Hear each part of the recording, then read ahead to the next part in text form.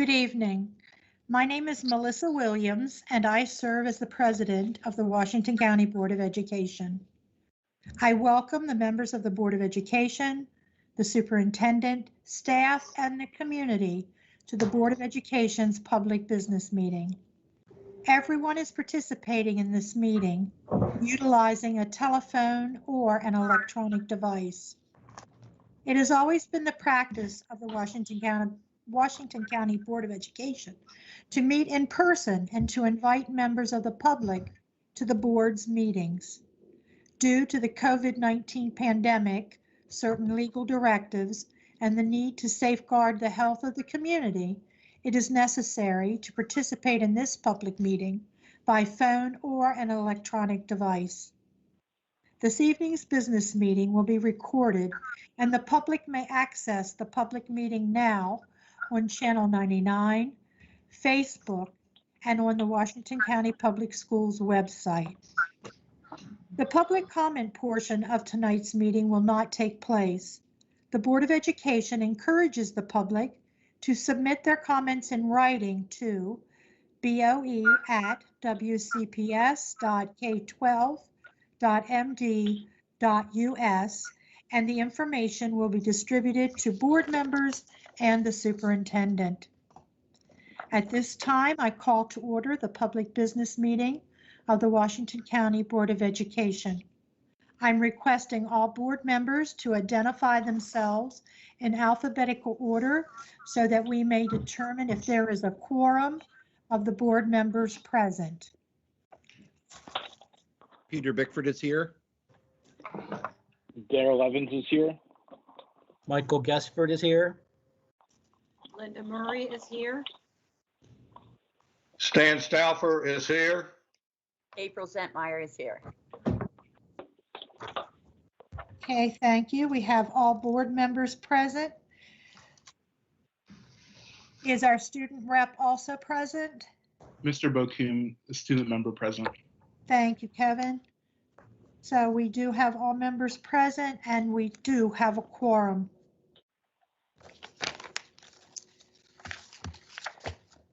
At this time, Board Member Linda Murray will lead us in the Pledge of Allegiance, followed by a moment of silence. Mrs. Murray?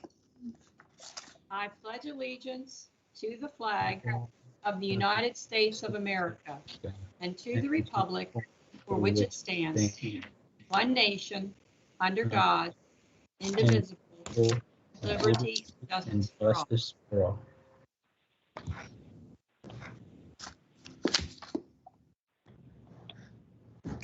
Thank you. Thank you, Mrs. Murray. At this time, we'll have approval of this evening's agenda. Move for approval. This is Mr. Bickford. Thank you, Mr. Bickford. Is there a second? Second. Thank you, Dr. Zentmeyer. Is there any discussion? Okay, all those in favor, Mr. Bickford, Aye. Aye. Aye. Mr. Evans, Mr. Guessford, Aye. Mrs. Aye. Murray, Aye. Mr. Stauffer, Aye. Dr. Zentmeyer. Aye. I'm also aye. Mr. Bokum. Aye. Okay, student member concurs. We have unanimous approval of the agenda with the student representative concurring. This time we'll have approval of the minutes. President Williams, I move for the approval of the closed session minutes dated Tuesday, January 19th, 2021. Thank you, Mrs. Murray. Is there a second to Mrs. Murray's motion? Second, Mr. Thank Guessford. you, Mr. Guessford. Are there any additions or corrections to the minutes of the closed session of January 19th? All right, hearing none, we'll move to the vote. Mr. Bickford, Aye. Mr. Evans, Aye. Mr. Guessford, Aye. Mrs. Murray, Aye. Mr. Stauffer, Aye. Dr. Zentmeyer, Aye. and I am also Voting aye. So we have unanimous approval of the minutes of the closed session of January 19th. President Williams, I move the approval of the business meeting minutes dated Tuesday, 11. January 19th, Is now 2021. exiting. Thank you, Mrs. Murray. Is there a second? Second. Thank you, Dr. Zentmeyer. Are there any additions or corrections to the minutes of Tuesday, January 19th business meeting? Hearing none, we'll move to the vote. Mr. Bickford, Aye. Mr. Evans, Aye. Mr. Gesford, Aye. Mrs. Murray, Aye. Mr. Stauffer, Mr. Stauffer? It looks like he's frozen. Yeah, I just muted. Mr. Stauffer? There he is. I'm trying to unmute. It won't. You're good. All right, are you an aye for approval? Okay. Dr. Zentmeyer? Aye. I'm also an aye. We have a unanimous vote for approval of the business meeting for January 19th. Student Rep Bokum, are you concurring? Thank you. Thank you.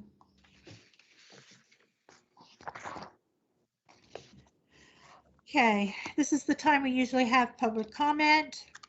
However, public comment will not take place as we are meeting virtually. However, the Board of Education does encourage the public to submit their comments in writing to boe@wcps.k12.md.us. We have no old business to conduct this evening, so we'll move right into new business. Our first agenda item under new business is consideration of the consent agenda. Mr. evening, Scott Bachel, our Supervisor of Purchasing, is presenting. Sorry about that. Good evening, President Williams, members of the board, Dr. Michael. Tonight, I have 4 items for your review. These items were reviewed by our Purchasing Review Committee and are being recommended for approval. And staff is available if you have any additional questions. Thank you. Thank you, Mr. Bachel. Is there a motion? Madam President, I move to approve the awards, renewals, and procurements for vehicle parts, supplies, and service to various vendors at the percentages listed. Device repairs, iPads, MacBooks, Chromebooks, etc., renewal to iFix Your iCore and Lifeline Rescue at the unit prices listed. School-based mental health providers, renewal to the Mental Health Center of Western Maryland and Sanmar Children's Home, Inc. at the hourly rates listed, and Modular Classroom Solution at South Hagerstown High School to Modular Genius at a cost of $1,098,319. Thank you for your motion, Mr. Bickford. Is there a second? Second, Mr. Gesford. Thank you, Mr. Gesford. Do we have any questions for Mr. Bachel or any discussion? Mrs. Murray? Yes, I have a question or maybe just a comment, but Mr. Bachel, could you explain to the public why we are purchasing a portable building for South High?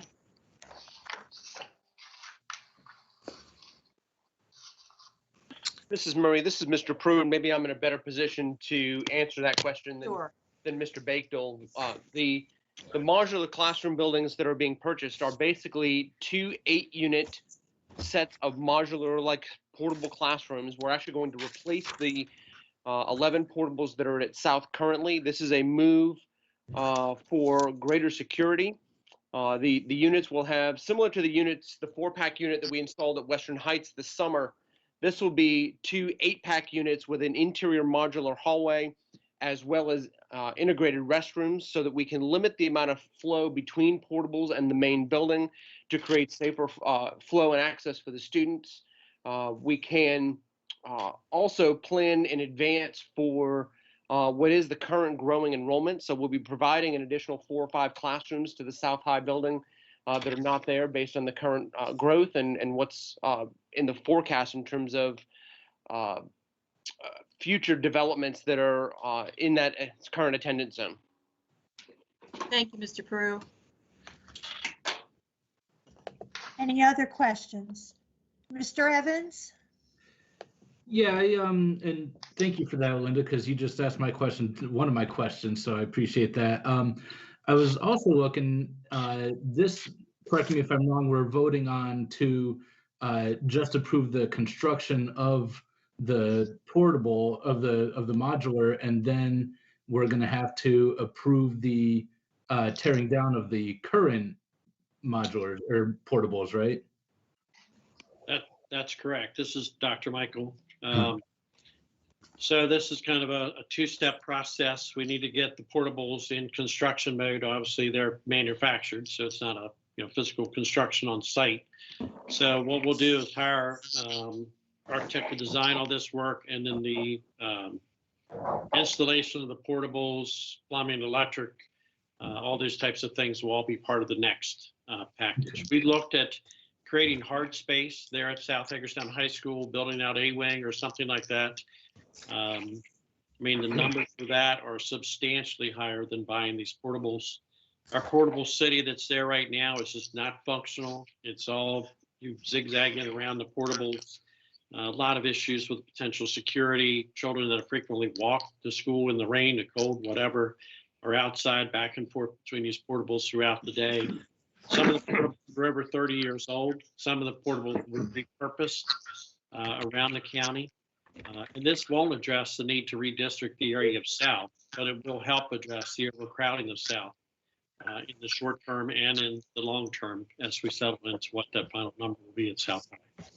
Right, and I certainly appreciate the safety, because I believe I actually walked around there today just to kind of get an idea of where that was going to be, and that was the very first thought of my mind was the security. So I certainly appreciate that. That is definitely something that was needed. But as I look at the estimate to potentially tear down the current ones, I'm trying to understand how it could cost as much to tear something down as it could to build something that's going to be nicer. So is there any thought process as to how that the estimate to tear it all down came about?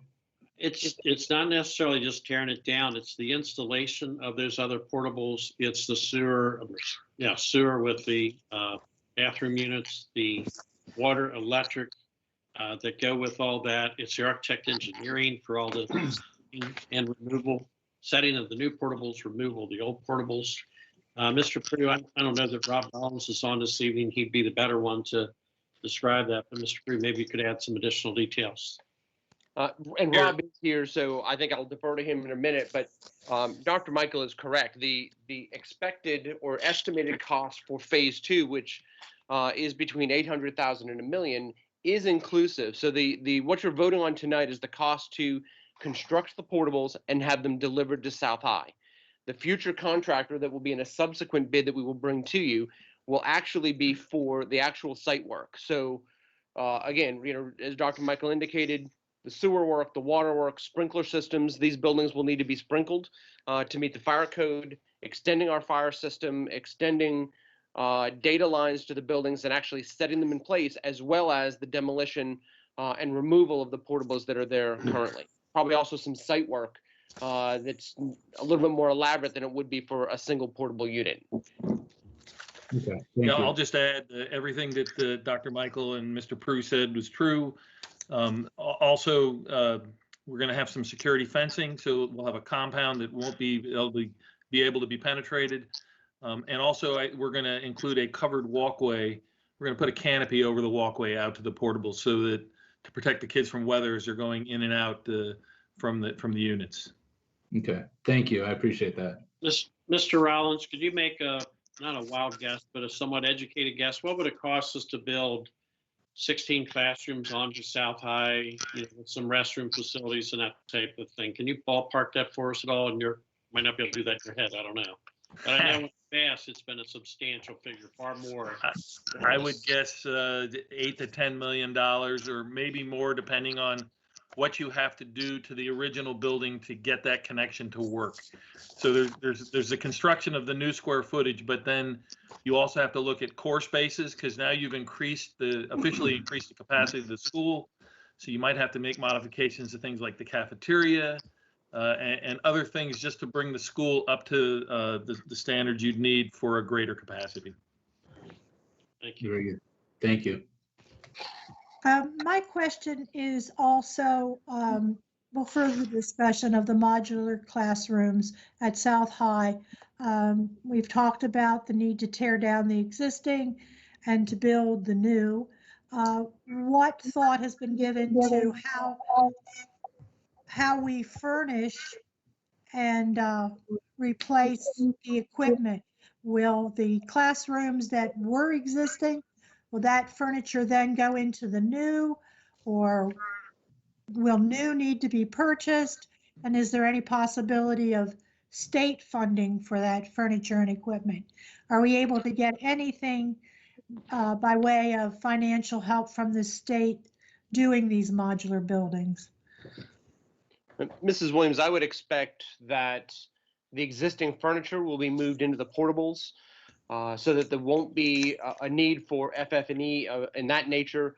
And that is not a cost that generally the state participates in when we do our construction projects. That's all local expense.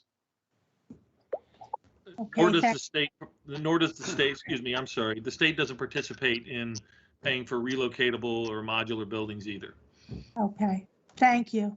Mr. Gessler, I see your hand. Yes, just a question about the modulars. How long do they typically last, Mr. Rollins? Well, we have some that are over 30 years old in the county, and that's really too old in my mind. Really, you should be looking at that 20-year mark to 25-year mark, and it all depends on maintenance and how well they wear. Everything wears differently and is maintained differently, but I think by the time they hit that 25-year mark, we should really be looking to replace them. Have we moved some in the past that have been about 20-some years old to other locations? Probably have, just trying to preserve the resources we have and spend the least amount possible. Okay, thank you. Are there any other questions? I have one more, Ms. Williams. Yes, I see your hand, Mr. Evans. Go ahead. Yeah, and this one goes on to the mental health services contracts. Could you guys elaborate? I'm not sure who to ask this one to directly, but can you elaborate on what services will be provided that our current staff and professionals aren't able to provide?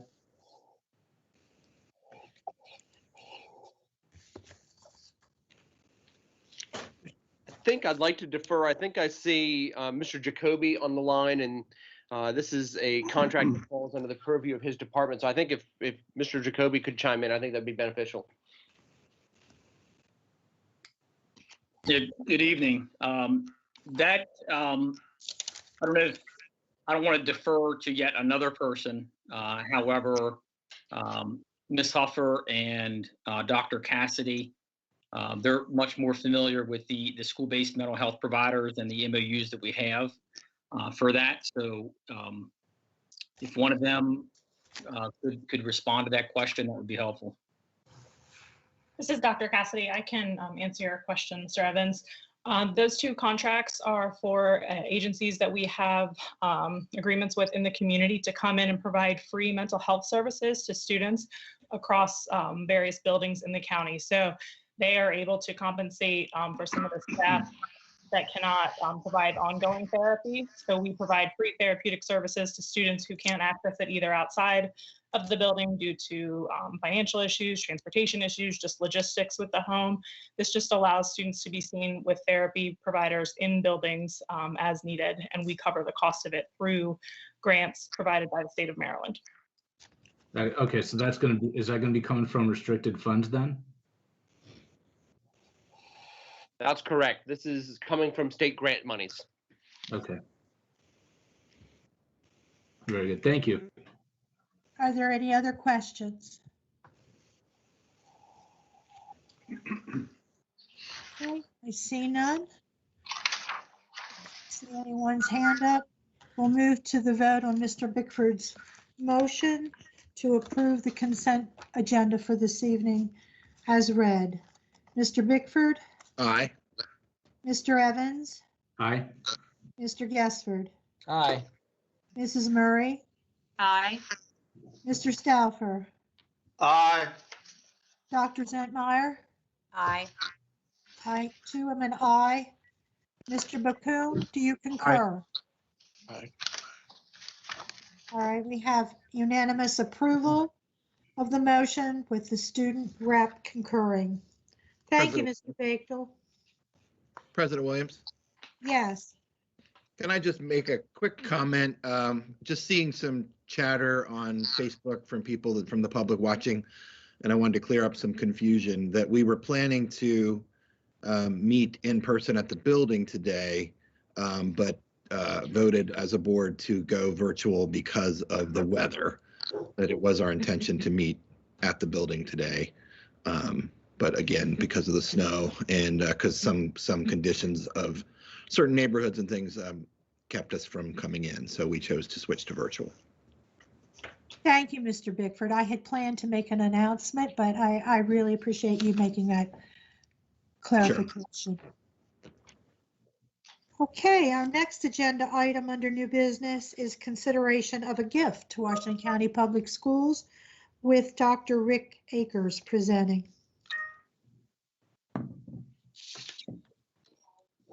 Good evening, President Williams, members of the board, and Dr. Michael. I'm here to request your approval of a generous donation of 1,008 pairs of athletic cleats worth a retail value of $47,000 to Washington County Public Schools from Dick's Sporting Goods, working in partnership with the Kids in Need Foundation. Thank you for your consideration of this matter. Thank you, Dr. Akers. Is there a motion? President Williams, I'd like to move that we approve a donation of 1,008 pair of athletic cleats worth a retail value of $47,000 to Washington County Public Schools from Dick's Sporting Goods in partnership with Kids in Need Foundation. Thank you, Dr. Zentmeyer, for your motion. Is there a second? Second.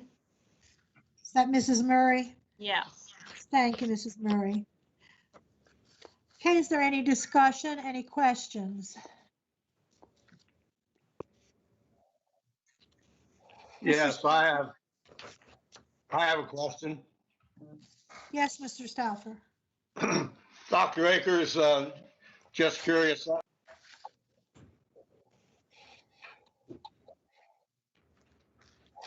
Mr. Stauffer, I believe Stauffer, you're you're muted. muted. You're muted, Mr. Stauffer.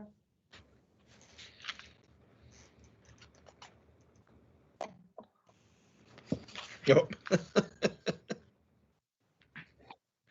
Try hitting your space bar. All right, you're on. What happens is, I want to explain, on Zoom, when I try to switch, it doesn't stick. On the Microsoft Teams, it does. That's why I hate virtual meetings. Makes me look like an idiot. Anyhow, how will these 1,008 pairs of athletic cleats, obviously, they're not all going to be football cleats and so forth. Do we have any idea of what sports and so forth they'll include? Yes, it includes a variety, pretty much all the sports, outdoor sports where they require cleats. So there's football cleats, lacrosse cleats, and soccer cleats. And how will they determine the sizes?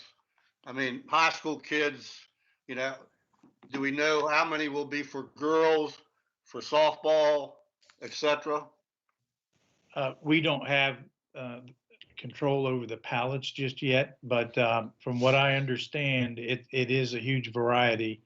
So one of the things we discussed was, obviously we're going to have to go through them and distribute them according to the sizes and numbers of teams at the various schools that offer the sports that the cleats were intended for. I think it's fair to anticipate that there'll probably be some of them that are too small for high school players. And then we'll work with, the youth sports in the area that feed the high schools and and distribute there. I mean, this is a very good opportunity for, students and whose parents have been laid off due to the pandemic and things of that nature, who might really appreciate not having to, as you know, as a former athletic director, cleats can be pretty expensive. And so for our families that could use them, I think this will be a great benefit, but I'm sure there will be some that might not, find a home with one of our students, but that maybe with some of the youth leagues. Yeah, I'm not downing the offer. I think it's great. I was just curious as to what the distribution would be like. Thank you. Are there any other questions before we move to the vote? All right, we're voting on Dr. Zedmeyer's motion to accept the gift to Washington County Public Schools from the partnership of Dick's Sporting Goods and Kids in Need Foundation. Mr. Bickford? Happily vote aye. Mr. Evans? Aye. Mr. Gesford? Aye.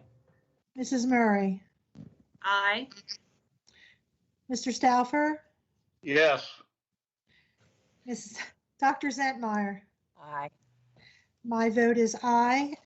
And our student rep, do you concur? Aye. All right, thank you. We have a unanimous vote for approval with the student rep concurring. Thank you, Dr. Akers. Thank you.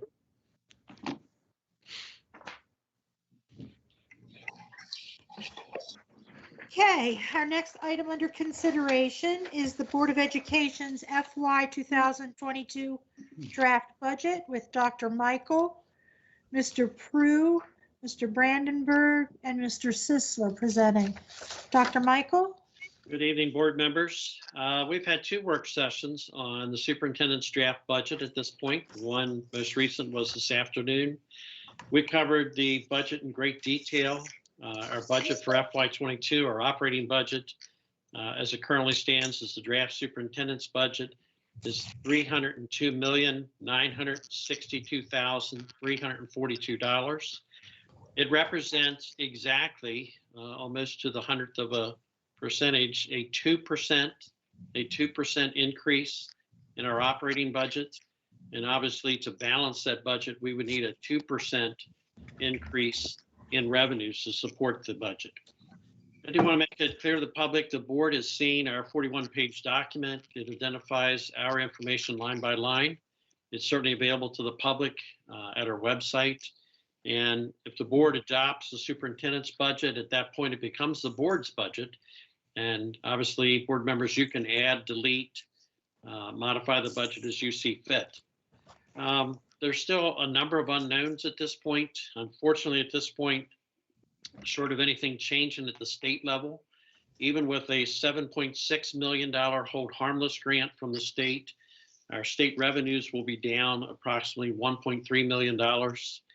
Our locally here in the county, the educational effort's been identified for the county as a requirement to fund an additional $2.6 million for the Board of Education budget. We're hoping that the county will choose to hold the school system harmless, which would require the county to provide the same amount of total money that they provided last year, somewhere in the neighborhood of $103 million in local operating money. We're also optimistic that the county commissioners would consider Washington County to support in our time of need here, or approximately $4.9 million beyond the budget and beyond the educational effort factor at this point. I do also want to make clear in that 2% increase of the budget, there is very, very little new in this budget. It obviously accounts for a raise, very modest raise. If we're able to afford it for our bargaining units, it accounts for some grants that have come to an end and for some small inflationary factors. But again, the budget reflects a 2% increase in expenditures, and quite obviously we would require a net 2% increase in revenues to support it. And with that, board members, I'd be glad to answer any questions. This is just, partway through our budgeting process. I think on March 2nd, we present our budget to the county commissioners, and certainly would be up to the board if they want to do additional deliberations over the current recommendations. Thank you, Dr. Michael. Thank Is you. there a motion that someone would like to put before the board? Madam President, I move to adopt the superintendent's FY 2022 recommended general fund budget as the Board of Education's FY 2022 draft general fund budget. Thank you, Mr. Stauffer. Is there a second to Mr. Stauffer's motion? Second. Is that you, Mrs. Murray? Yes, it is. Thank you.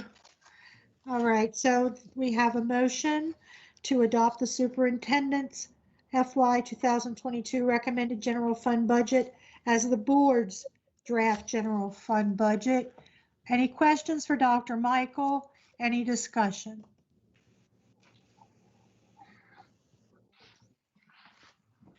Mr. Stauffer? Yes, I just like the public to know that this is a very, in my opinion, lean budget.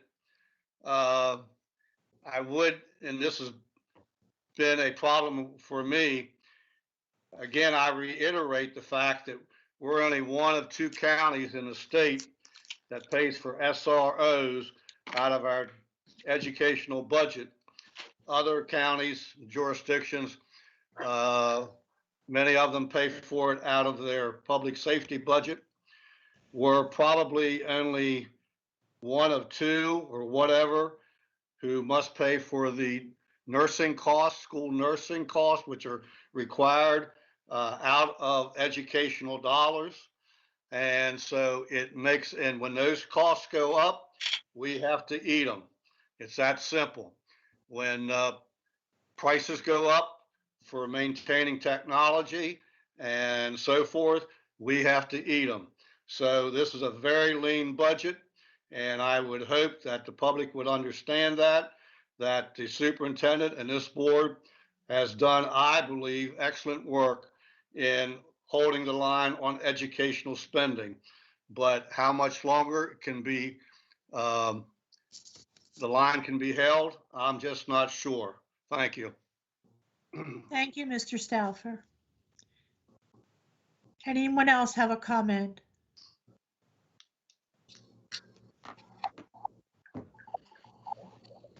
Okay, are we ready to move to the vote then? Okay, all those in favor of Mr. Stauffer's motion to adopt the superintendent's FY 2022 recommended general fund budget as the board's draft general fund budget. Mr. Bickford? Aye. Mr. Evans? Aye. Mr. Guestford? Aye. Mrs. Murray? Aye. Mr. Stauffer? Aye. Dr. Zettmeyer? Aye. I vote aye.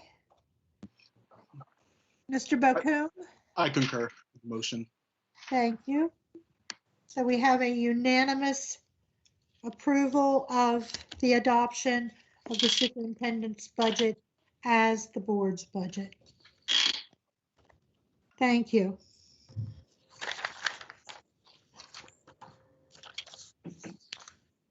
Okay, we'll move then to the superintendent's report. Okay, Mrs. Williams and board members, probably the highlight of our board meetings, I hope, at least it is for me, is anytime we have the opportunity to recognize staff for outstanding accomplishments or our students for outstanding accomplishments. We have a number of items tonight. I'm going to call in some special guests here with me to help recognize some of our staff. So our first one is recognition of Maryland Gifted and Talented Educational Awards, and Drista Bowser, our Supervisor of Advanced Programs, is going to be presenting our recipients this evening. So Drista. Good evening, President Williams, members of the board, Dr. Michael. The Maryland State Advisory Council on Gifted and Talented Education recently honored several students across the state with recognition for having an outstanding student accomplishment in gifted and talented education. We want to congratulate Justin Gravenstein and Catherine Warren, both students from Williamsport Elementary, who were recognized. Justin sets above grade level goals to push himself to excel and has won several school-based awards and competitions. Catherine goes above and beyond as a student leader and in her pursuit of excellence in her classroom as well as in her school. Congratulations, Justin and Catherine, for your accomplishments. Maryland State Advisory Council on Gifted and Talented Education also honored several teachers across the state with the award Outstanding Educator in Gifted and Talented Education, Teacher as Leader. These teachers do an exceptional job of meeting the needs of our gifted and talented students, and they go above and beyond the expectations of their positions. Additionally, they attend ongoing professional development and demonstrate leadership by providing professional development as well as writing curriculum for their school and at the county level. The teachers who earned this honor were Beth Moore, lead teacher for the Office of Advanced Programs; Jennifer Redding, Jonathan Hager Elementary; Ashley Stottlemyre, Sharpsburg Elementary; Danielle Wantz, Rockland Woods Elementary; and Rachel Weinbrenner, Pangbourne Elementary and Potomac Heights Elementary. Congratulations to these exceptional WCPS students and educators. Okay, thank you, Justa, very much. We certainly want to congratulate our gifted and talented award winners this evening. I wish they were here in person so we could congratulate them, but we'll have to do the best we can here virtually. Our next recognition, every year we recognize teachers that have achieved their national board certification. Sometimes that's a long list, sometimes it's a little shorter list, but I'm going to ask Joni Burkhart, Supervisor of Professional Development, to make our presentation for this evening. Joni? Good evening, members of the board and Dr. Michael. The National Board Certification Program is designed to develop, to retain, and to recognize accomplished teachers who support ongoing improvement in schools nationwide. To attain certification, a teacher must demonstrate the following: a deep understanding of the children that she or he is teaching and how each child learns, an ongoing reflective teaching practice that is rich in content knowledge and monitors student learning through the use of data and assessments, and continual participation in professional learning opportunities. Washington County Public Schools is pleased to recognize Leah Pongratz from Paramount Elementary for attaining national board certification, and we are committed to growing this program in the future. Thanks. Thank you, Ms. Burkhart, and also thank you, Lee, and congratulations on achieving your national board certification. This week is National School Counseling Week, and I'm going to ask Ms. Helen Huffer, our Supervisor of School Counseling, to observe our week. So, Helen, if you take over. Good evening, Dr. Michael, President Williams, and members of the board. We would like to recognize WCPS school counselors for National School Counseling Week. The theme this year is All In for All Students. WCPS has 70 school counselors and community school counselors who have experience from 2 months to 26 years in our system. On behalf of the Board of Education, I'd like to read the proclamation. Whereas school counselors are actively committed to helping students explore their abilities, strengths, interests, and talents as these traits relate to career awareness and development. And whereas school counselors are actively committed to the social and emotional development and mental health of students. Whereas school counselors help parents and guardians focus on ways to further the educational, personal, and social growth of their children. And whereas school counselors work with teachers and other educators to help students explore their potential and set realistic goals for themselves. And whereas comprehensive developmental school counseling programs are considered an integral part of the educational process that enables all students to achieve success in school. Therefore, be it proclaimed that February 1st through 5th, 2021 is observed by the Washington County Public Schools as National School Counseling Week, presented the second day of February 2021. Thank you to all the school counselors for all you do for our WCPS students. Thank you. Thank you, Helen. I too want to offer my thanks and appreciation to our counseling staff. They do a wonderful job. I know we're shorthanded, as we are in many departments, but they have stepped up and they help children every day, including here virtually. I know they're working extremely hard to reach out to our students that are having challenges, as well as just routine applications to college and preparing for next year's schedule, those types of things. So thank you again, counselors. Thank you, Ms. Huffer. If we were in person, you'd recognize some familiar faces in this next group. And we're very excited that once again, Boonesboro High School is being recognized for the We the People State Championship winners. So Mr. Scott Berman, our content specialist for high school social studies, is going to present our state championship winners and acknowledge their awards. So Scott, if you're available. Good evening, Dr. Michael and members of the board. Tonight, we would like to recognize students who competed and were victorious at the We the People State Competition. Students competed virtually on January 16, 2021. We the People is a simulated congressional hearing providing students an opportunity to demonstrate their knowledge and understanding of constitutional principles and ideas. These students will prepare for the national competition to be held virtually in April. This is the 6th year in a row that Boonesboro High School advanced to the national competition. We will recognize members of the team, their student coaches, and their advisor.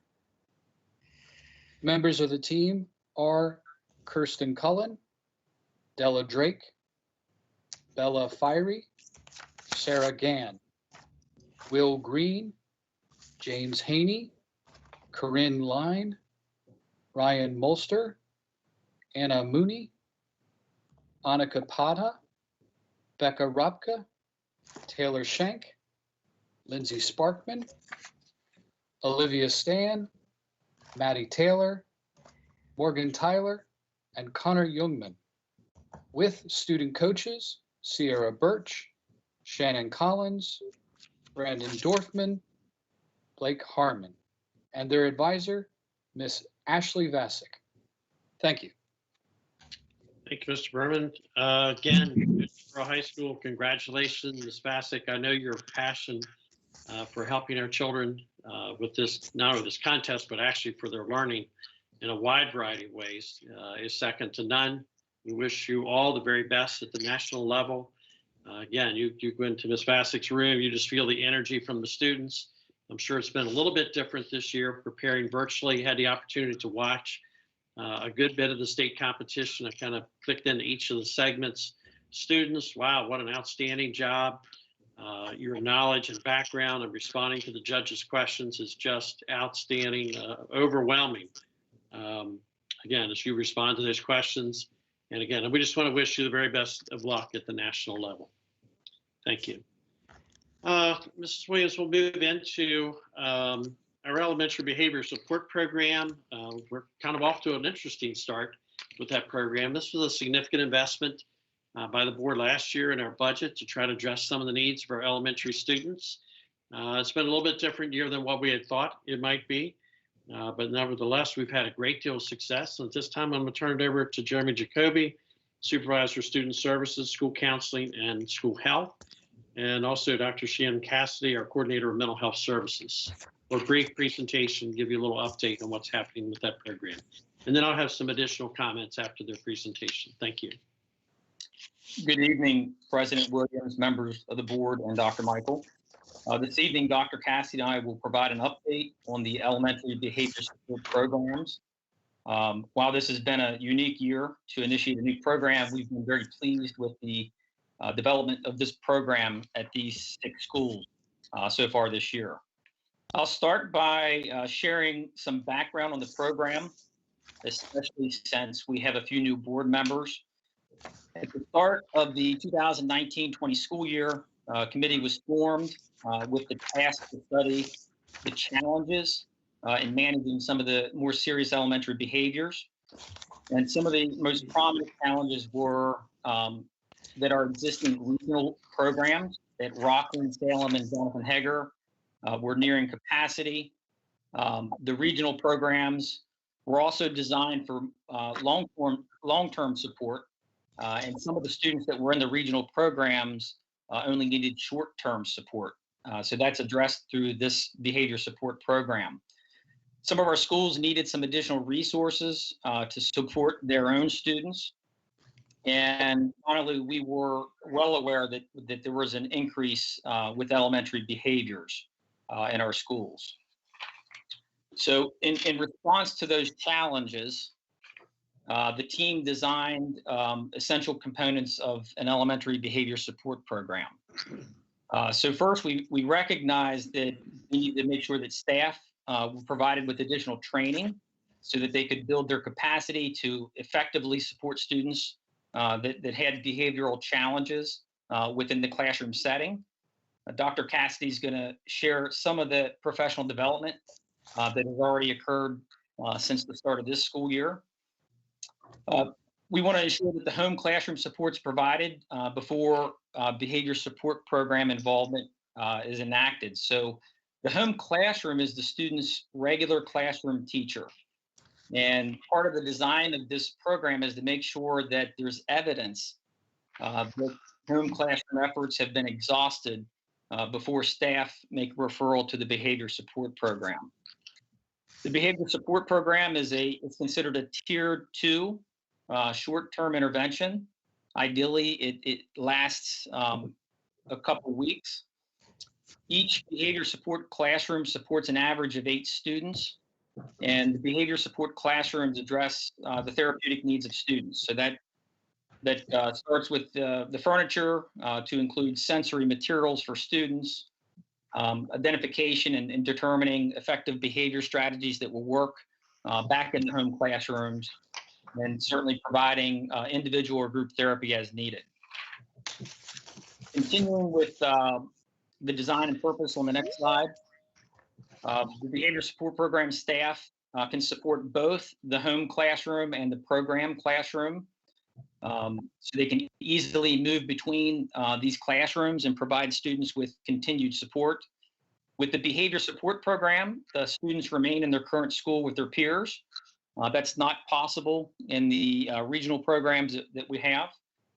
The behavior support program also allows for a gradual transition back to the home classroom, usually within 1 marking period. That's the goal. And while students are in the behavior support program, they receive coping strategies that they're going to utilize when they return to their home classroom. So the locations of the behavior support program, they're located in 6 of our schools. It's on the next slide. So Pangbourne and Vester each have 2 program classrooms, both for primary age students as well as for students in grades 3 through 5. Ruth Ann Monroe, as a primary school, has 1 program classroom for the early grades. And Hickory has a program classroom for the early grades. And then they have teamed up with Lincolnshire staff. You'll notice that Lincolnshire has the behavior program for grades 3 through 5. Because of the proximity of those 2 schools, the staff work together with the students, and they essentially share students within that behavior support program classroom. And finally, Eastern, with being a school of grades 3 through 5, they have 1 program classroom.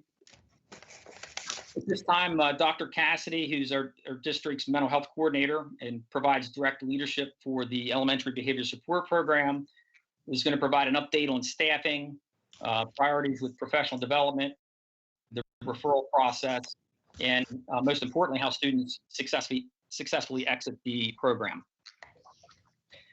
Good evening. I'd like to just start with reviewing some of the staffing that was developed by the committee that worked on creating this program last year. So we have 2 district level staff, which include myself as well as the coordinator of elementary behavior, who is a board certified behavior analyst. And then at the building level, we have our program classroom teachers, we have social workers, registered behavior technicians, paraprofessionals, as well as the home classroom teacher, who, as Mr. Jacoby mentioned, is the teacher that was initially of record for that student when they started the school year. So I would like to look at each one of those in detail. If we can go to the next slide. I'm not going to review all of these bullet points on here verbatim for you, but I want to give you an idea of the core critical roles each one of these professionals plays for this program.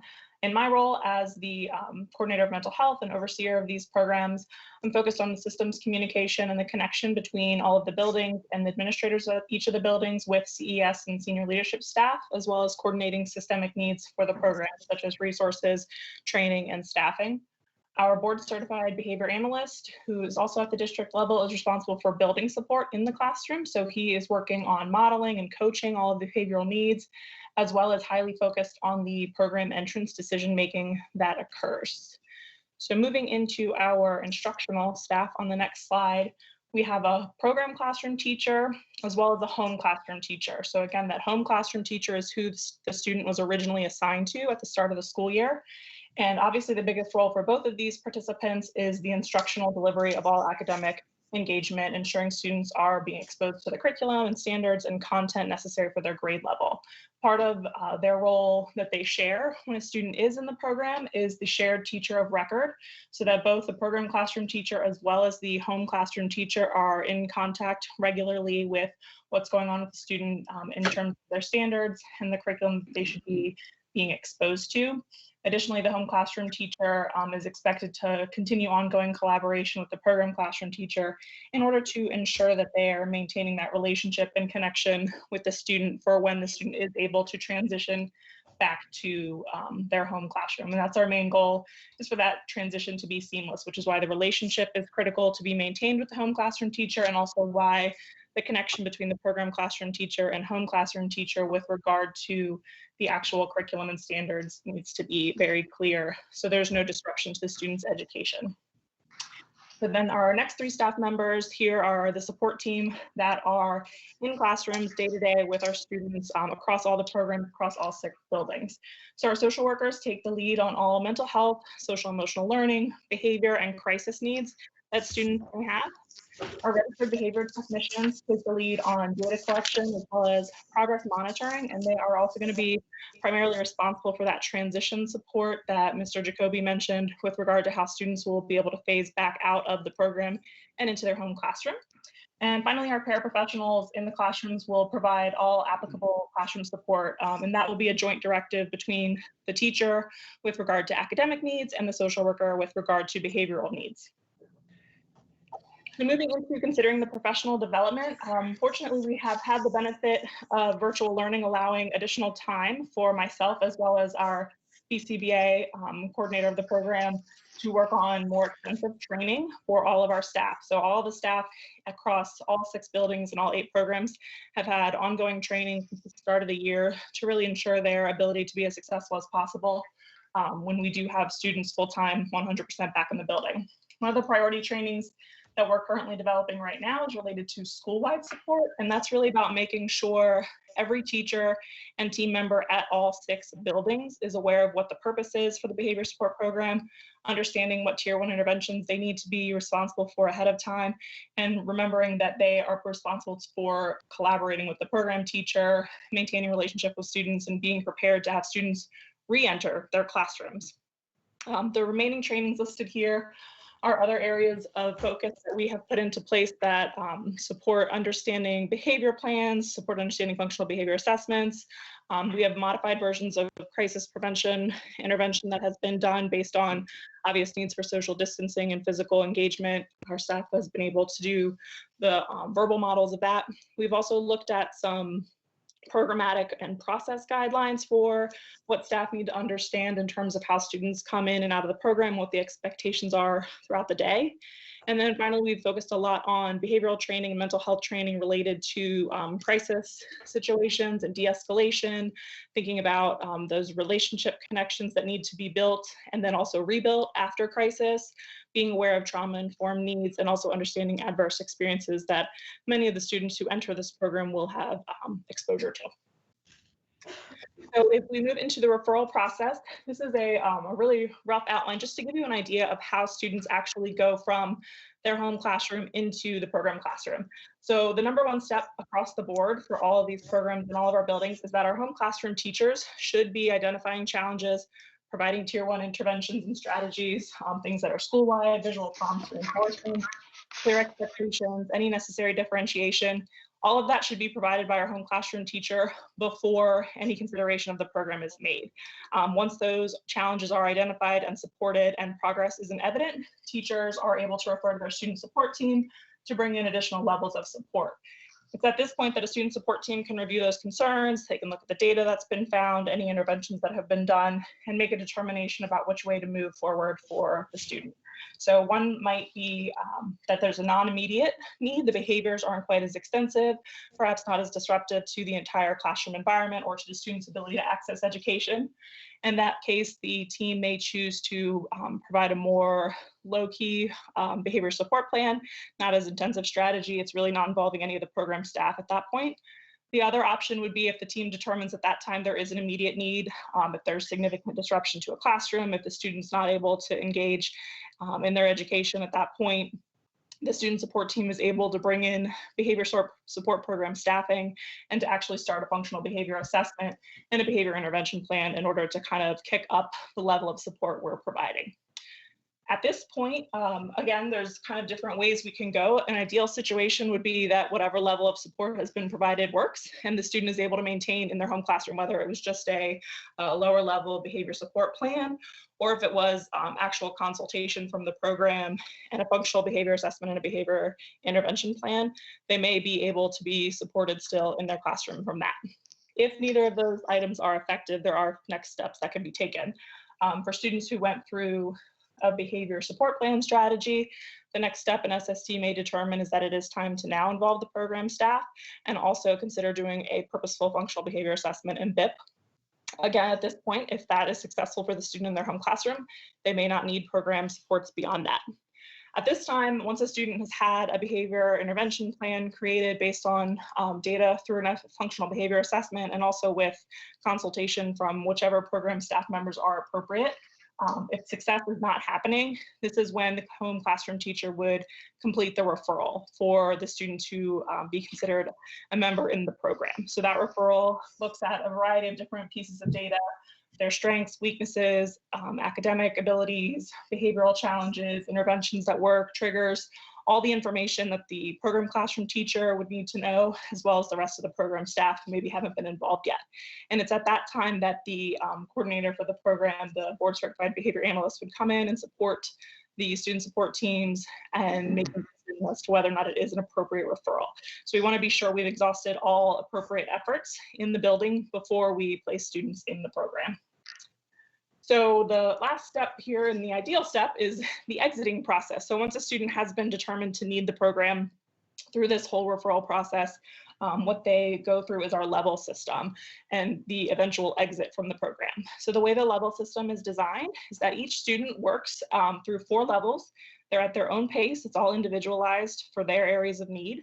The 4 levels allow them to seek mastery based on universal and individualized behavior goals so that they can eventually gain more independence over time and slowly work their way back to placement in their home classroom.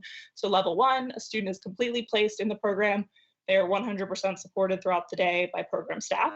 At level 2, the student is spending the majority of their day in the program. They may be out at times, but ultimately they're working towards more independence. So even when they're in the program, they're not getting as much support from program staff. We're working on them engaging academically on their own and also being able to maintain appropriate and expected behaviors. By level 3, students are spending the majority of the day back in their home classroom, and there is some level of support. So they may be coming to the program during a really sensitive time in the day. They may be coming to the program during a sensitive academic area, but they also could be getting support back in their home classroom from program staff members such as that RBT or another paraprofessional.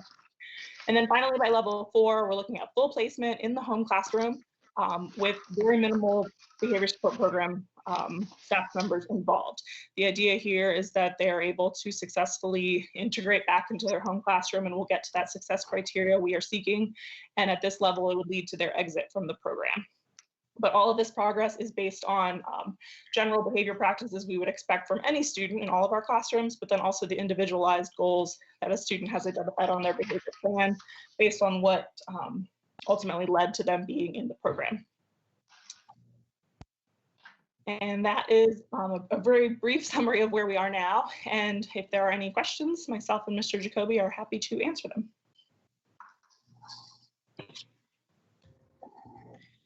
Colleagues, do you have any questions?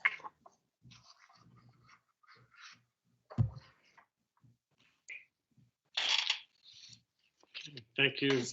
Mr. Gesford, I see a raised hand. Is that a current raised hand? Yes, ma'am, it is a current raised hand. Thank you. It's difficult for me to tell.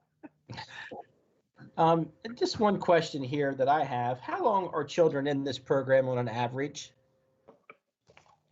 Is there a time frame that from the start to beginning, do you find that there's a couple years, a year?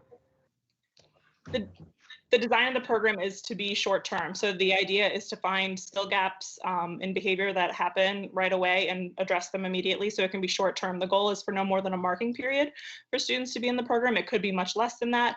It might be a few more weeks than that. But this program in particular differs from our regional programs that exist as being a more short-term intervention that shouldn't be, I would not expect it to be a year or more.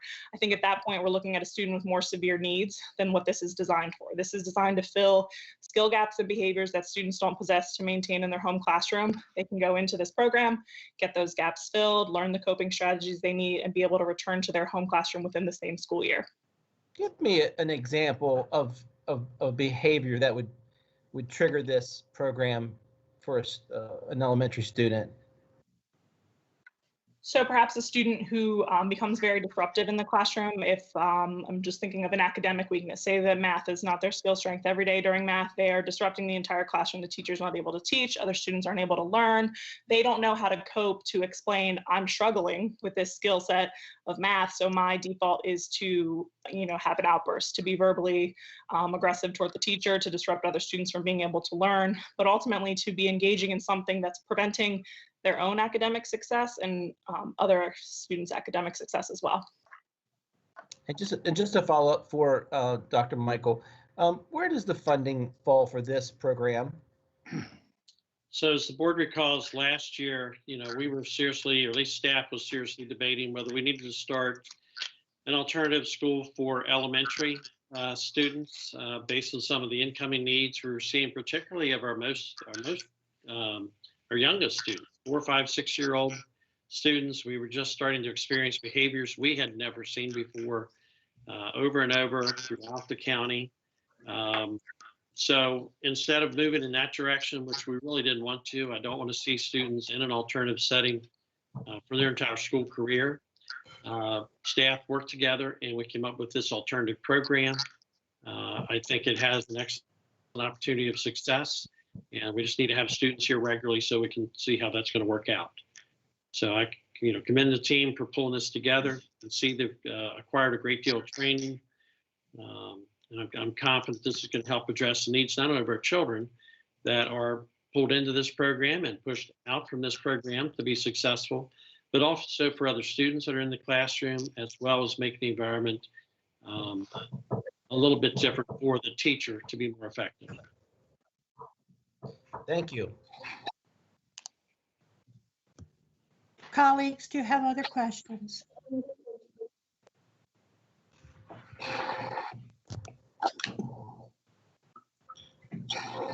Okay, well, thank you. Anything else? I do have one extra question, and I think you said this, but I missed it. Did you say how many students are currently enrolled in this program? We do not give numbers on how many students are currently enrolled. Because of starting the year virtually, moving into phase 2 and 3, and then going back to virtually, we haven't actually placed a 100% placement for the program because of the unique circumstances of the year.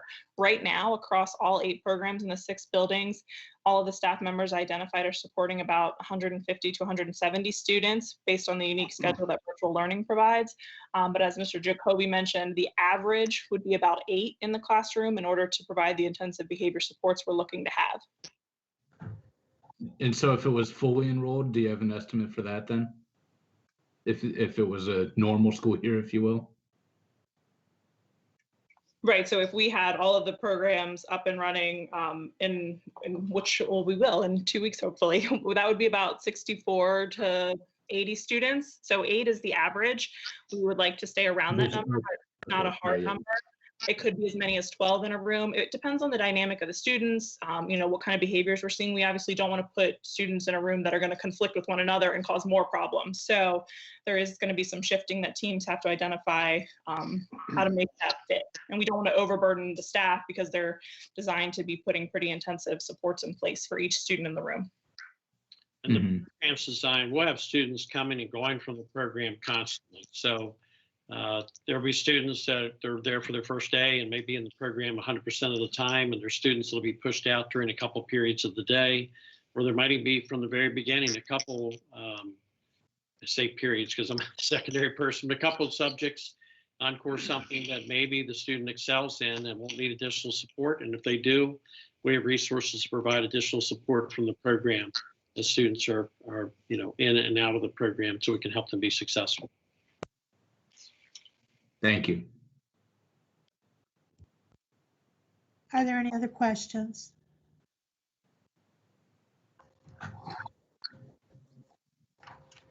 Okay, all right. Thank you, Shannon and Jeremy. Appreciate the presentation. Board members will be glad to share more information. We were slow to finish hiring all the staff for this, when initially we weren't sure we were coming back, and then we geared up. And I'm glad we did because staff's been able to seek the training that they need that were available for stage 2 and 3. And a lot of our students that are, candidates for this program were part of our stage 2 and stage 3 program. And obviously, as we gear up here for stage 4 in the future, I'm sure this is going to reap positive benefits. We'll probably continue to adjust the program as we see the need, to meet students' needs and staff needs as well. A couple announcements I just want to share. Obviously, we've shared with staff, and we'll share tonight publicly in a SMORE format or newsletter format. It is still our intention to open on February 16th. So that time period is going to come up here very quick. I guess it's 2 weeks from today. Into stage 4. Students, and again, that information will all be in the SMORE. People have seen it before. All pre-K, K, and first grade students will be allowed to return to school. The students that were involved in stage 2 and stage 3 in the fall will be in school, all of those students every day. And the balance of the students will be able to participate in an A-day, B-day schedule, grades 2 through 12, that are interested in returning. We will continue with our virtual model as well. And the students will primarily participate via concurrent learning, which is where they'll watch the classroom instruction, participate in the classroom instruction virtually if they're a full-time virtual student, or if they're an 8-day, B-day student. One day they'll be in the classroom, the next day they'll be at home participating virtually. It's been our goal to prevent the spread of the virus. We were very successful with that in the fall. That'll be our goal coming up here February 16th and moving forward. We recognize that it's critical to staff and students, and we need parent support for everyone to abide by our health and safety protocols. We've been very, very successful as people have followed those safety protocols very strictly. We are very grateful to Meritus, their staff, their team there, CEO Malik Joshi, so many others have been helping us vaccinate staff that are interested in getting the vaccine. At this point, hopefully by tomorrow, all of our staff members that were interested in receiving a shot for the first vaccine shot will have had that opportunity. And again, we are so grateful for the partnership with the Meritus team. It has been a joy to work with them. For any of the public that have gone to receive a shot, either by being a healthcare provider, senior citizen, school, even be involved in school. I believe private schools are coming up soon as well. They're just a joy to work with, and I can't express my gratitude enough to that entire team there for supporting our school effort in returning. The vaccine was never contingent upon our return to school, but I see it as an added bonus, and again, we're grateful for that.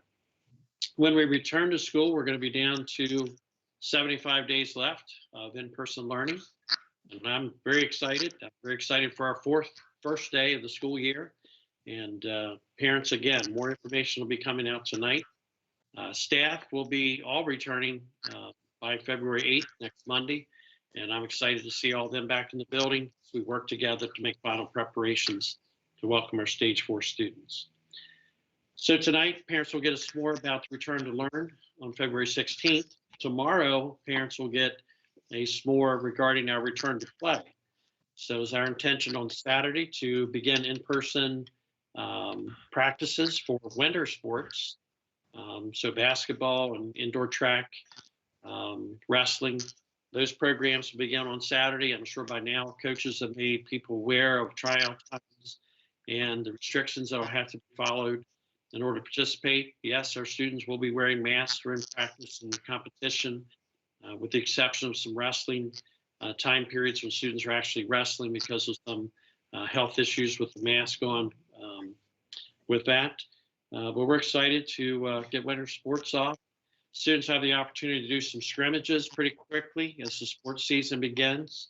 And then our competition season will begin February 26th through March 13th. And we're excited about that for our students. We'll pretty much have an in-county, or will in total have a competition schedule. Unfortunately, we'll have limited spectators based on the governor's rules of a total of 100 people for in-person or inside gymnasiums.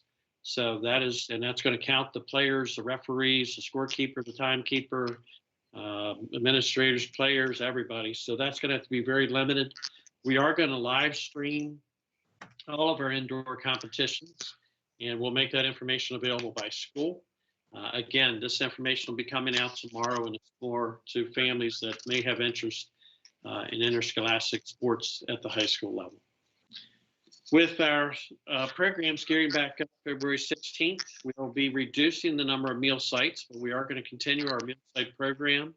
The meals will still be available for all children 18 years and younger. Students, school-age children will be able to pick up meal sites, and encourage you to check out our website. Each of the meal sites, if there's any change to their schedule, I'm sure they'll be the people directly pick up meals at their sites. ESP of the Year nominations are open. We're excited to have our second year for our ESP Employees of the Year. The Educational Foundation of Washington County Public Schools helps us sponsor this. So there's a very brief nomination form that needs to be completed. We're accepting nominations up through February 28th.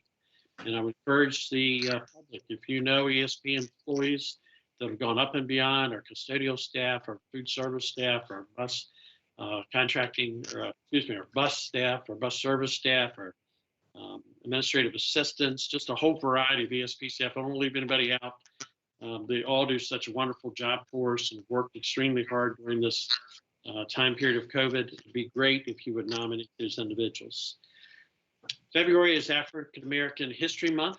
We're excited to celebrate the many, many accomplishments of African Americans through our history, to our culture here in the United States. In addition to our traditional curriculum, we have teachers that are recommending a variety of reading subject material. We're actually going to have a social media page where teachers will be kind of nominating books to read. It might be about African American characters, historic figures. It might even be African Americans that have written books or illustrated books. So look forward to that on our social media. We'll be promoting that. Also at the high school level, we're purchasing some new books that help identify and support the diversity in our community. And we're glad to be able to provide those materials as we create a welcoming environment for all of our students. And one of the last announcements, you hear me frequently say, read, read, and read.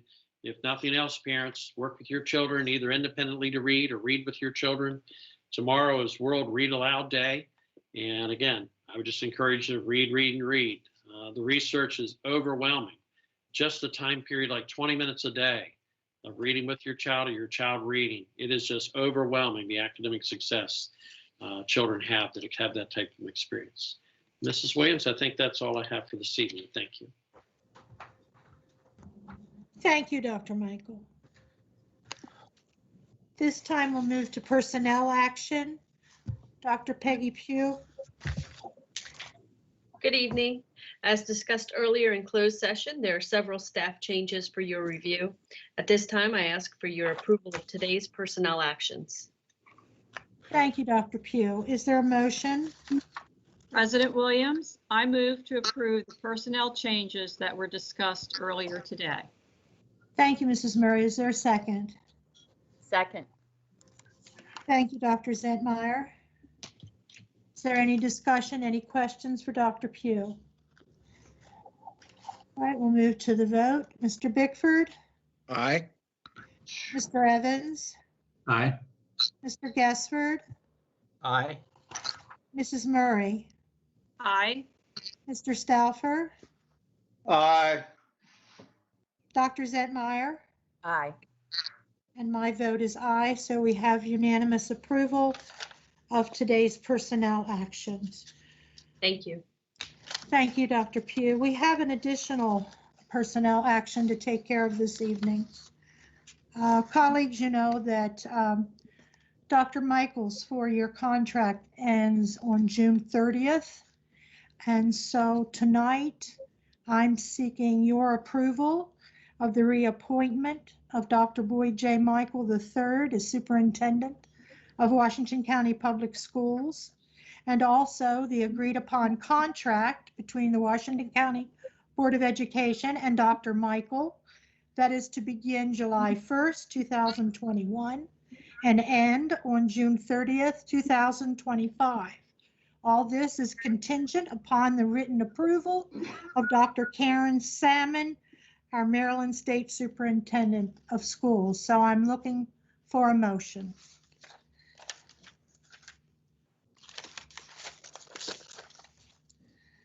So moved. Thank you, Mr. Bickford. Is there a second? Second. Second. I heard Mr. Salfer. I'll take your second. Is there any discussion? Any comments, questions?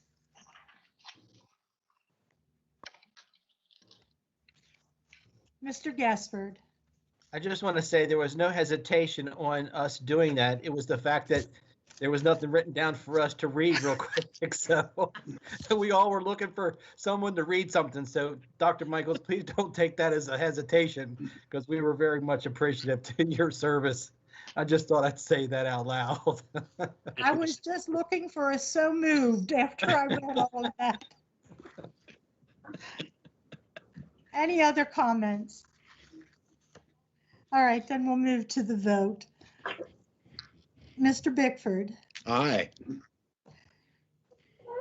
Mr. Evans. Aye. Mr. Guessford.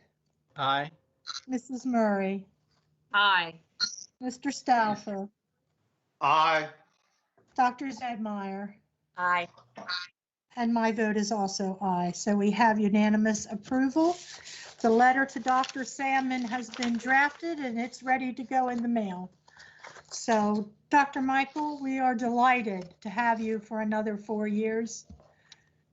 Well, thank you very much. I appreciate the confidence of the board, and I'm just very grateful to continue to serve Washington County.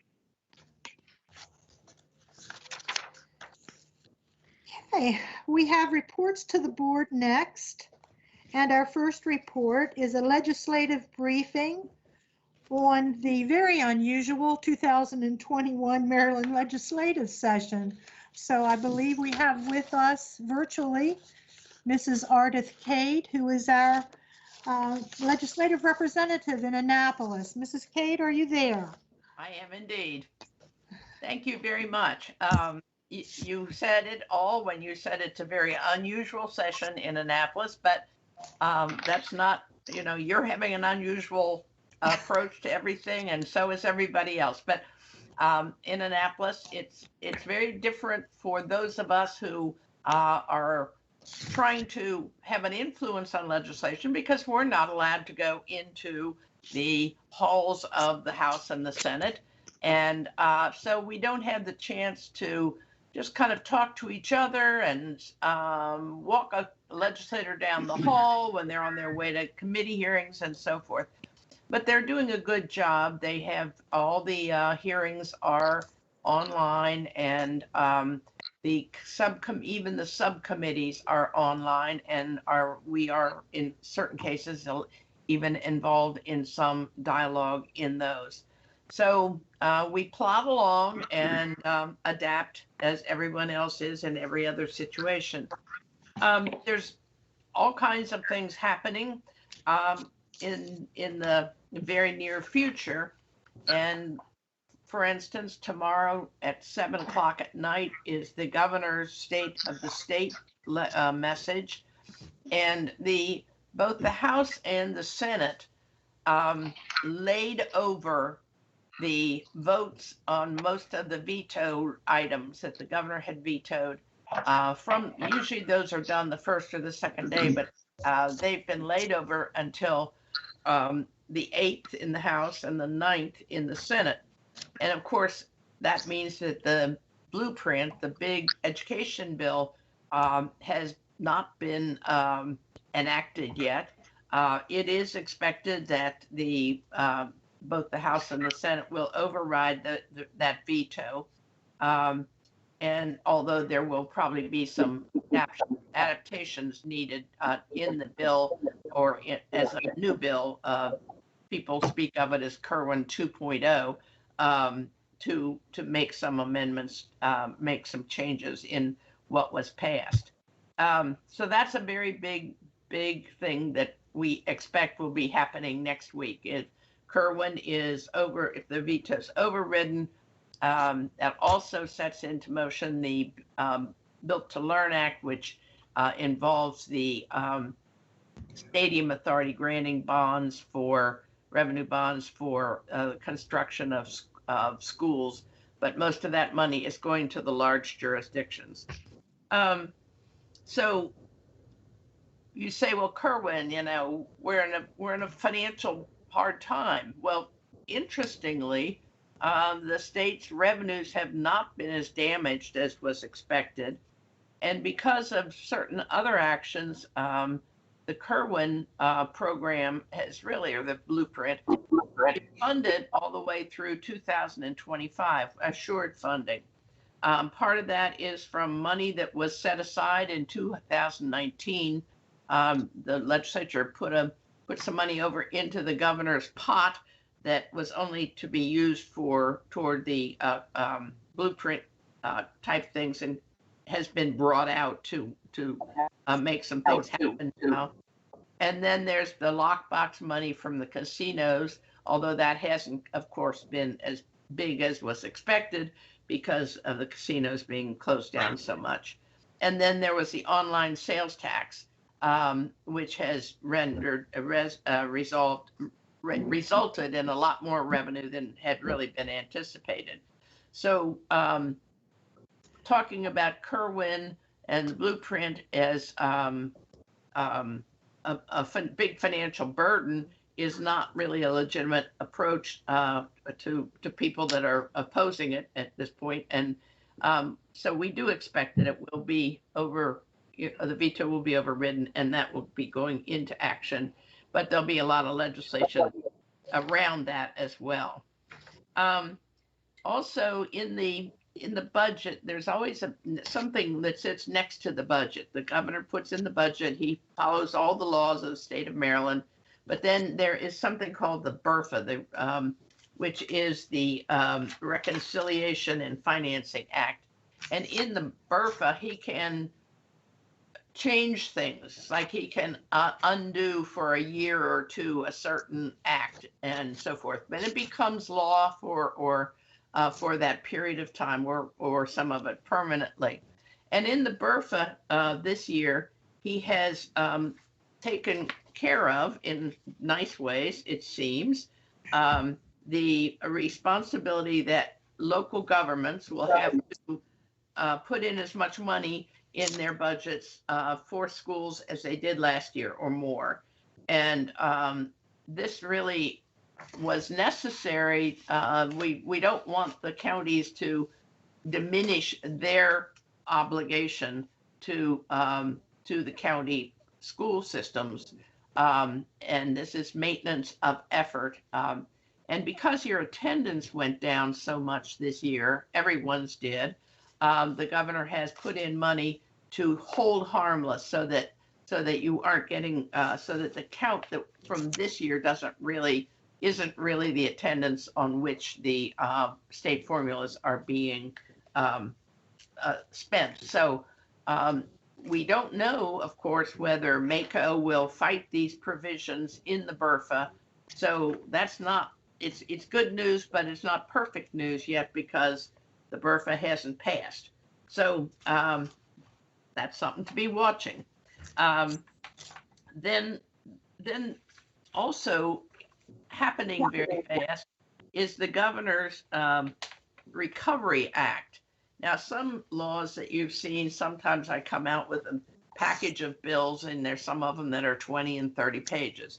In this 8-page bill, the governor has put together $1 billion worth of expenditures, mostly by providing protection for people from having to pay sales tax on their unemployment and some other and that sort of thing to help people, to help the economy of Maryland.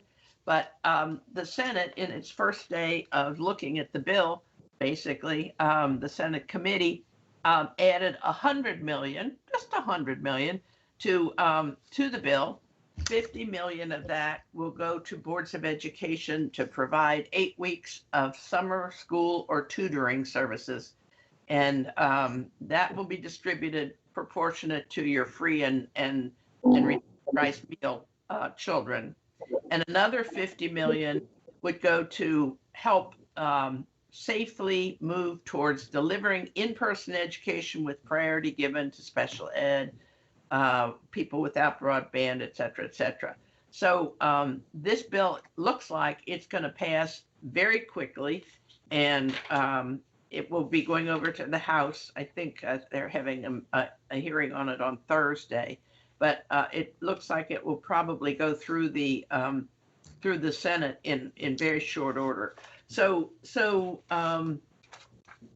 there are some good things happening, and hopefully the economy will be recovering, and school systems will be funded. And of course, there's the CARES money and the possibility even of more money coming through the currently being reviewed federal legislation.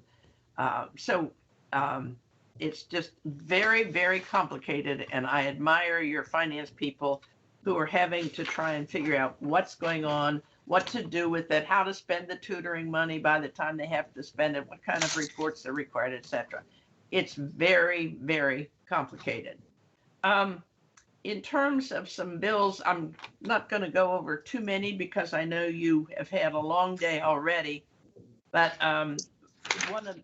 your members of the legislative committee have sat through a long session yesterday where we talked about some of these bills, and that's Mr. Stauffer and Mrs. Williams.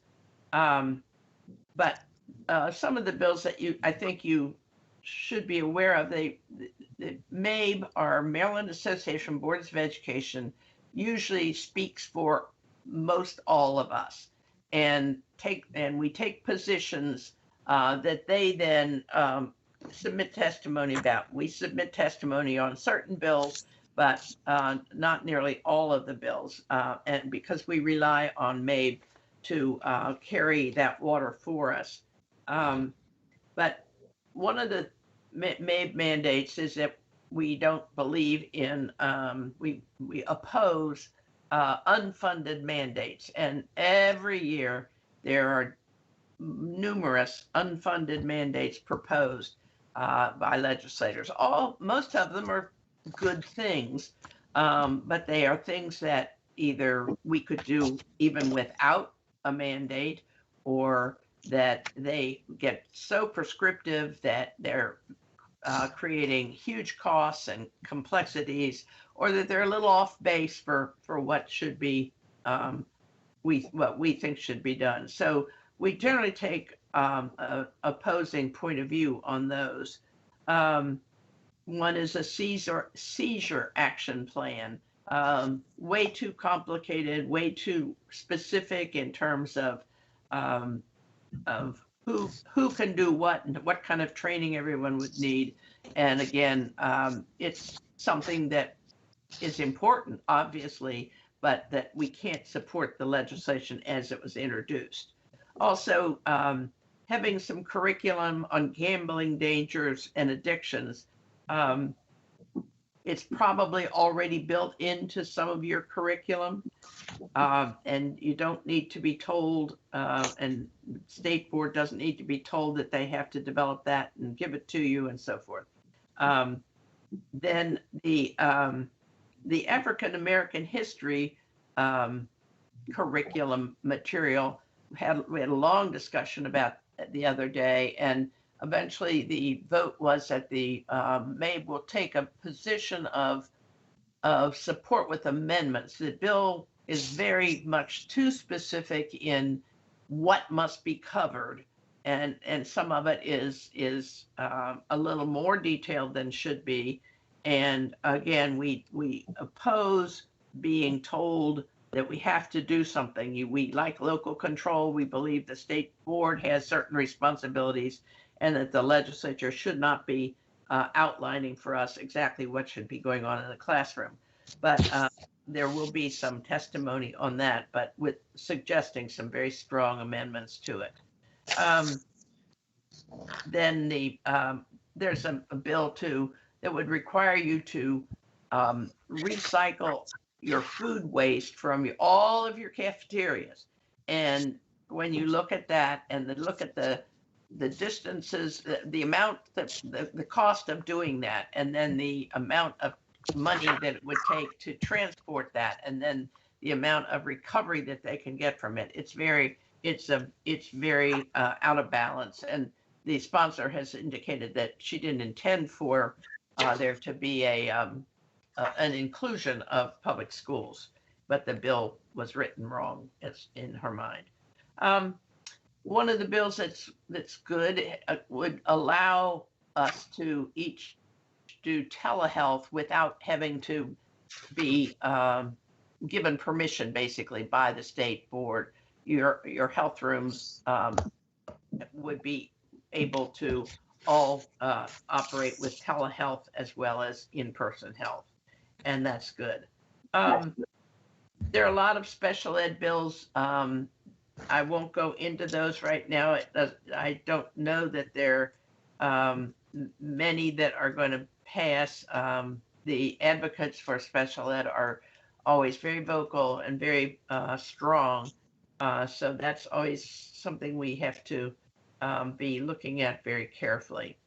There is a bill that does require a new graduation requirement, and it's kind of strange, but it's probably not a bad bill, that requires that that for graduation, that all students either complete and submit the FAFSA, which is the Federal Standard Aid Act application, or the Maryland State Federal Financial Aid application, or there is an opt-out option. But this is presumably to make sure that all of the students know that there is potentially scholarship money available for them for extended education. Some of the people talking about filling out the FAFSA form said that it's really complicated and takes a lot of time and a lot of doing, and won't be an easy thing for a lot of people to accomplish. But there is this opt-out option. So that appears that it's probably going to move along.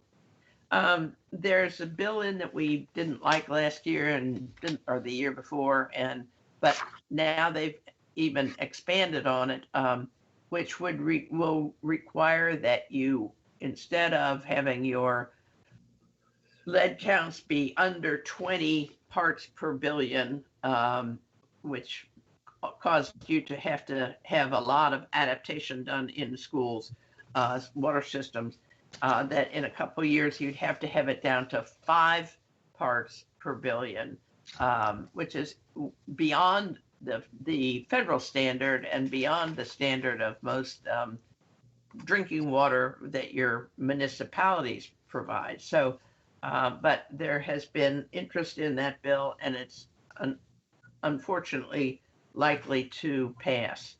I can go on, and I know you probably don't really want me to. What I would like to say, though, is that there are good resources. If you're interested in a subject, or if you're interested in a particular bill, you can contact me and I'll do follow up on it. Also, you can go on the MABE website, and it's MABE, and then you go from that, you go over to advocacy on the left, and then under advocacy, you go to the Annapolis advocacy, and then you can look at the 2021 legislative session, or you can look at the reports that they do, that they send out every week during the session, or you can actually go on the website of the Maryland General Assembly, and that's MGA. And again, it's a little bit complicated website, but you can get used to it if you play with it a while, and you can look up your legislators. You can see what legislation any of your legislators have put in, or you can put in a bill number and get a copy of the bill and whether it's had a hearing and all of that. So if you get curious about anything and want to do your own research, it's quite readily available, and I recommend it. But also, anytime you want to find out about a bill, please don't hesitate to contact me. And with that, I'm going to stop talking because I know you have had a long, long day, and I'm very excited to hear that Dr. Michael will be continuing for another 4 years. It's very nice to work with all of you. Thank you, Mrs. Cade. Colleagues, do you have any questions for Mrs. Cade at this time? Mr. Stauffer? I just want to thank Mrs. Cade for her hard work in Annapolis. She is well known, well respected, and extremely knowledgeable about the Maryland General Assembly. And we are proud and glad that we have you as our representative in Annapolis. And I hope to see you again in person sometime at a real MABE Legislative Committee meeting or some event in Annapolis. Ardith. Thank you very much. I appreciate your words. Thank you, Mrs. Cade, and I would just like to echo Mr. Stauffer's words. It's a pleasure to have you with us this evening and to be working with you for another legislative session. Thank you. Good evening. Good evening. Okay. My hand was up. Oh, I'm sorry. My apology. Go right ahead. Mrs. Cade, I just had a quick question. You mentioned that the funding for the Build to Learn Act and Current Commission, most of that money is going to be going to the larger localities and larger school systems. Do you know the funding formula that is used to determine how money is distributed, and how much can Washington County expect to get if that is vetoed? I'm sorry, if that veto is overturned. I apologize. Thank you. The Built to Learn Act, which only deals with school construction and is about school construction being done by a new methodology of using the Stadium Authority to issue revenue bonds. That money has been allocated so that the 19 smaller counties only get 17% of the money, something like that. And the big counties are getting most all of it. The philosophy, and we fought this, didn't we, Mr. Stauffer?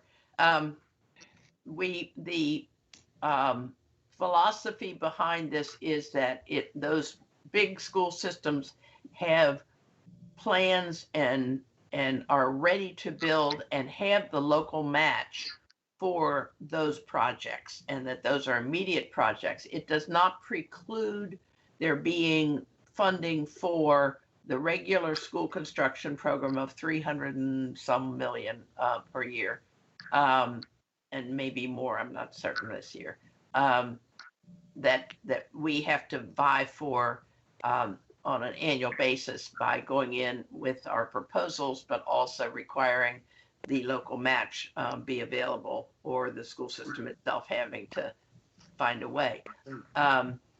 In the blueprint, that money is not, that money is fairly distributed. Washington County does fine in that, because a lot of the money is there's community schools, which are for areas with, I think now it'll be 70% free and reduced price month, and they get extra money, and they will get more money under this $100 million that was just granted, or that is proposed. And the other, each part of the blueprint has a different formula. But Washington County, I think in almost every way, is pretty fairly treated in the Kerwin bill. Does that answer your question? I'm not sure. Yes, it does, Mrs. Kate. And I also wanted to add, so with the money from the, sorry, I'm going to get my thoughts together. With the money from the blueprint, that money can only be used if it's matched locally, like it's used for immediate projects. So would that money not be able to go into our capital improvement project, our capital improvement plan, sorry? No, none of the blueprint money goes into capital projects. Thank you. You're most welcome. Thank you for asking. Mr. Bakum, I do apologize for overlooking your raised hand. Thank you for bringing it to my attention. Mrs. Cade, thank you again. Thank you. Good evening. Good evening. Okay, colleagues, we'll move to board member committee reports. We'll begin with curriculum and instruction. Curriculum and instruction met at CES last Tuesday. Dr. Willow provided an update on the 100-day roadmap, and Dr. Anders and Lisa Scampiero provided an in-service on concurrent teaching, capped with a field trip to the Cascade Lab. Wow, we are ready for this. I have to agree that we have amazing new strengths and capacities, and I was just so appreciative of that whole meeting. Thank you. Thank you, Dr. Zentmeyer. Facilities Committee, Mr. Gesford. Yes, facilities will be meeting next Friday at 8 o'clock on I think it's February the 12th. That'll be our first meeting of the year. Okay, so the 12th, I don't think is this coming Friday. It's next Friday, correct? Next Friday, yes, next Friday. Okay. Finance Committee, Mr. Evans. Yeah, we met, I'm trying to remember what day it was, and I think it was Tuesday we met in the morning and over at CES, and we kind of reviewed prior topics of discussion and kind of helped me get attuned to what's been discussed in the past and what we're looking to do moving forward. So our next meeting will actually be March 30th at 8 a.m. as well. Thank you, Mr. Evans. Human Resources Committee, Mrs. Murray. Human Resources will meet on Tuesday, February 9th at 4 o'clock, and we're going to meet via Zoom for this first meeting. Thank you, Mrs. Murray. Policy and Review. Policy will meet February 23rd at 11 a.m. at CES. They have not figured out which room yet. Okay. Thank you, Mr. Bickford. Mr. Stauffer, did you want to say anything with regard to the May legislative meeting that we attended? No, I think Mrs. Cade pretty well covered a lot of things. Okay, thank you. Just as something from the legislative response team, Mrs. Cade mentioned that MABE represents our positions, really looks out for the locals in terms of submitting testimony. But Washington County did submit testimony on 2 bills. And I'd just like you to know that. I'm not sure if you were copied on the emails that contained that testimony, but if you're interested, please ask and we can get that information to you. It was Senate Bill 165, and that's the Maryland Healthy Working Families Act, and House Bill 333, the Child Abuse and Sexual Misconduct Prevention Hiring Emergent Employees. So from time to time, we do submit testimony. The legislative session being what it is, there's no in-person testimony this year, but written testimony is accepted. So just wanted to make you aware of that.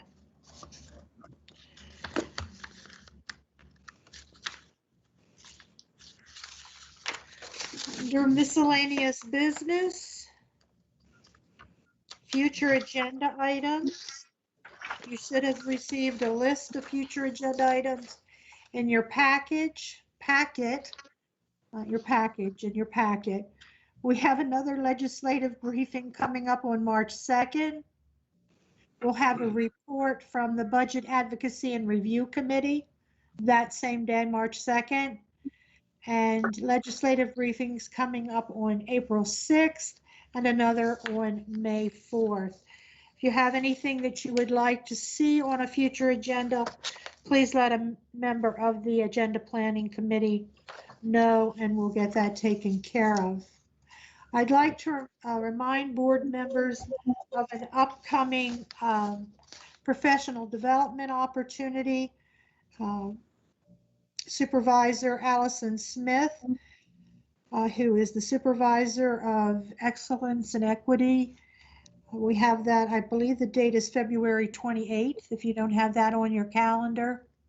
Am I correct? Can someone confirm? 27th, Mrs. Williams.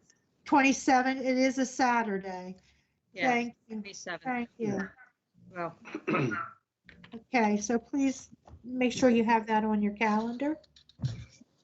So that's all I have with regard to future agenda items. We'll move now to board member comments. Shall we go alphabetically? That seems to be the theme for this evening. Mr. Bickford, would you like to begin? Actually, I have nothing tonight. Thank you. Thank you. Mr. Bakum. Thank you. With stage 4 coming up, I've seen an uptick in enthusiasm from a lot of students who previously have not expressed that since we had those in-person programs back in the late fall in November, October. So students are very excited right now to be going back to school. I'm going to be going back to school. Can't wait for that. I'm excited for that. I also like to bring to the board's attention that the Maryland Association of Student Councils will be hosting its legislative session, which is a student conference where the students take new stances on bills that are presented before the Maryland General Assembly. So if any board member is interested in that, I'm going to be sending an email and you can sign up. It's on February the 20th and you can just sign up to this view or tune in for a couple minutes. And also during that conference, the final 2 candidates for the state student member of the Board of Education are chosen and forwarded to the governor for his selection. Thank you, Mr. Bakum. Mr. Evans? Yeah, I'd like to again congratulate everyone that was recognized in the superintendent's report there, especially the Boonesboro High School. That is an incredible program, a great way to get practical experience of the education, and I hope Ms. Visky can continue up her excellent work as well.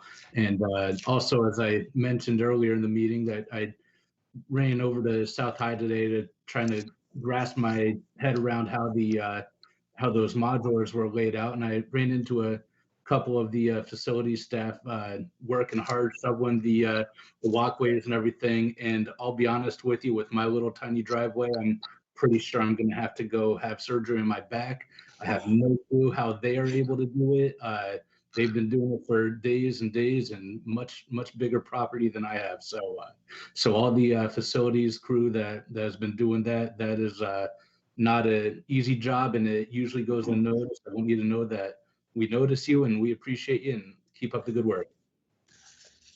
Thank you, Mr. Evans. Mr. Gassford. Thank you. I'd just like to congratulate Dr. Michaels on another successful term as superintendent, and also just a thank you for your dedicated diligence of working hard for our students, our staff, and all of our board members here that tonight. We do appreciate you. We know you put in tremendous long days, extra hours to benefit our students and our staff. So just thank you and congratulate you. Thank you, Mr. Gassford. Mrs. Murray. I think Mr. Gassford just said just about everything I wanted to say. So congratulations, Dr. Michael. We're so happy to have you for another 4 years. Thank you, Mrs. Murray. Mr. Stauffer. I would just reiterate what Mr. Evans said. These were going to be my comments and what Mr. Gessford said, and looking forward to see what the return to learn plan will bring about. Thank you, Mr. Stauffer. Dr. Zentmeyer. I'd say happy Groundhog Day to everyone, except that old groundhog said 6 more weeks of winter. But we have hope. He's only right 40% of the time. So I'll just say an early happy Valentine's Day, especially to the teachers, staff, administrators who go above and beyond every day with a fierce love and passion for what they do. Thank you. Thank you, Dr. Zentmeyer. It's always interesting to go last because everything that I had planned to say has already been said. And so I echo all of what you have said. I'd like to congratulate again those students who were recognized this evening. We're so very proud of you and your accomplishments. Thank you to the counselors for the wonderful work you do for us each and every day.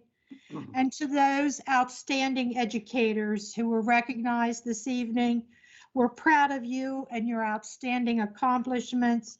We're grateful that you choose to teach in Washington County's public schools. And Dr. Michael, another 4 years of working with you will be nothing but a joy. Thank you for agreeing to be reappointed. Thank you. Dr. Michael, do you have anything you'd like to say before we end this meeting?